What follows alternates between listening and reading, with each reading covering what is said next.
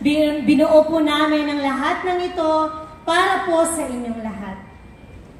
Before I start, gusto ko lang pong magpasalamat kay Lloyd dahil nakatayo ako sa harapan niyong lahat.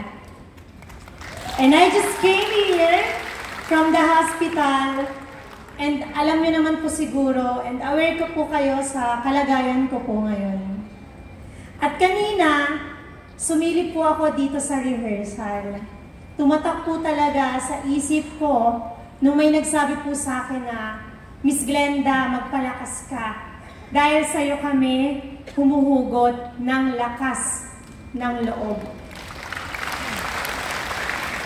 Mixed emotions yung reaction ko. Iniisip ko na paano ko kayo aalagaan. Kung yung sarili ko nga po, hindi ko talaga maalagaan. Pero dahil po sa pagmamahal nyo, nandito po ako ngayon.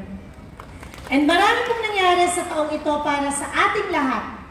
Sinubok ang tatag, hindi lang po ako, kundi ang tatag ng buong Brilliant Family, kasama na po kayong lahat doon. Nagsimula po ang taong 2023 na puno po ng tanong, pangamba, lungkot, at pagkabahala. January 3, 2023 to be exact. Alam ko na maraming makaka-relate po sa akin na online sellers, not to mention the whole details, pero doon ko po na-realize na sa isang iglap, maaari pala talagang mawala ang lahat. And I learned to be more humble and grateful. Sabi nga ni Shed, mas pinapahalagahan ko na po talaga yung mga bagay ngayon na mas magaganda. Sa totoo lang, mas mabait na po si Miss Glenda ngayon. Yung tipong saktan man ng paulit-ulit, hindi po ako nakakaisip na gumante at gumawa ng sama. Hindi po ako nagbubuhat ng bangko. Gusto ko lang pong i-share ang lahat ng naging downfall ko at kung paano ko po ito kinaharap at kung gaano po ka-pure ang puso ko para sa inyong lahat. Pinakamahirap at pinakamasakit, ayoko sanang i-share, pero sabi ko nga, sa sobrang open na po ng buhay ko sa inyo, at pamilya naman po tayo, I think everyone needs to hear this. Pinakamasakit siguro yung time na I started letting go of people na minahal ko po talaga ng sobra. Yung proseso ng pagtanggap, hindi talaga naging madali. I will still forever be thankful sa lahat ng mga ginawa mo para sa akin. Sa pag-aalaga at pagmamahal, lalo na po sa mga anak namin, maraming salamat sa lahat ng contribution na binigay mo para kay Brilliant Skin. Kasi naniniwala ako na hindi ako nakatayo sa harapan nyo kung hindi din dahil kay Ma. At teka lang, nagsisimula pa lang pala ako, so game. Nagsimula po ang taong 2023 sa pinakamakinang sa The Brilliant Concert 2023, pinadagundong at pinataya, talagang pinatunayan natin na iba talaga ang Brilliant Skin. Bukod pa dyan, nilaunch natin ang TikTok Shop Live sa Malaysia na napakabongga. At ang inyong Miss Glenda ay naging first Filipina Ambassadress of TikTok Shop Philippines. O diba? Saan ka pa? At ngayong taon din, si Alden Richards ay nilaunch natin as the new face of Brilliant Skin. Dream come true po yun sa akin. Kasi bilang fan ng Aldab at saka syempre ni Alden, yung dating pinapanood ko lang po sa TV, hindi ko in-expect na magiging part po siya ng Brilliant Skin. At ang Brilliant Skin, nag-expand na kami globally sa Dubai, Malaysia, at soon magkakaroon na din tayo ng office po natin sa Singapore. Napakadaming ganap, di ba? At hindi ko din alam kung paano, saan, bakit, bakit nangyari ang lahat ng yan. Pero ang alam ko lang, nagawa namin itong lahat ng dahil po sa inyo. Patuloy kaming nagsisikap para po sa inyong lahat. Alam namin ang mga sakripisyo po ninyo, kaya kailangan po namin yung tapatan. Tapatan ng sipag, tiyaga, at buong pagmamahal. At dahil nakatungtong ako sa entabladong ito, this only proves na kahit po anong iba to sa akin ng mga tao, solid pa din po kayo. Iba po kayong magmahal at sumuporta. Kaya asahan nyo, hindi ko sisirain ang lahat po ng tiwala na ibinigay niyo po sa akin.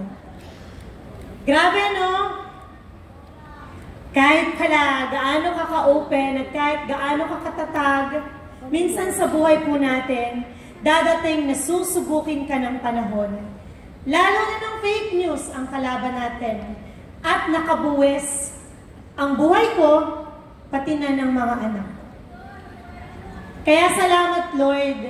Ilang beses mo na akong niligtas. At nagpapatunay na kapag wala ka talagang ginagawang masama, hindi ka niya talaga pababayaan. At sa totoo lang po, nakikita niyo naman lahat ng updates ko kung gaano ka-busy lahat po ng ginagawa namin para kay Brilliance Team.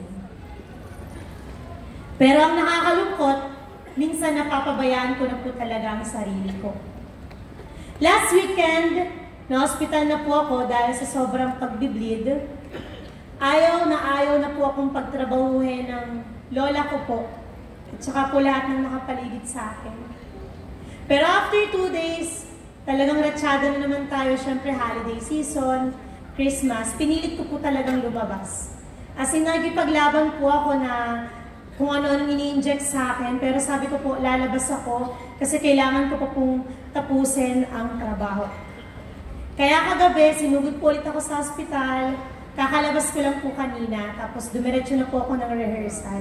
So, ganun po yung dedikasyon ko para kay Brilliance Team. Grabe po yung, hindi ko po ma-expect hindi ko po ma-explain kung bakit ko po ito ginagawa pa rin until now. Kasi kung pera lang po ang pag-uusapan, ang dami ko na pong realization na mas mahalaga po ang oras ko sa mga anak ko. Pero paano po ako hihinto? Paano ako magpapahinga kung nakikita ko kung gaano nyo mahalin ang Brilliance Team? At gusto ko lang pong sabihin na hindi lang po ako ang nagpapatakbo ng Brilliance Team. Kasama na po dyan ang aking mga staff na sobrang sisipag. Isa rin sila sa inspirasyon ko kung bakit grabe po ang pagsisikap ko. To my inang, sa pamilya ko, salamat sa palaging pag-aalala nyo para sa akin. To my MG and to my MB, mahal na mahal kayo ni Mami para sa inyong lahat yung ginagawa. At sa lahat po ng staff namin, Miss Glenda's team, salamat sa lahat ng pagmamalasakit at pagmamahal nyo. Marami pa sana akong gustong sabihin, pero marami pa po akong sorpresa para sa inyong lahat sa ating Brilliant Awards 2023, the brightest of all time. At bago ko po tapusin ang sasabihin ko, gusto ko lang pong humingi ng pasensya. As much as gusto ko pong magkaroon tayo lahat ng selfie, hindi ko po kayo lahat mapagbigyan kasi ang dami po natin. Kailangan na po natin mag-start ng event. Pero pag nakasalubong niyo po ako, pwede po tayong mag-picture. So mamaya po, meron po akong isang napaka-importanteng sasabihin. At abangan niyo po yun. Maraming salamat, Brilliance. Mahal na mahal ko po kayo. Mula po yan sa puso ko. Talagang sobrang thankful po ako sa inyong lahat. Salamat.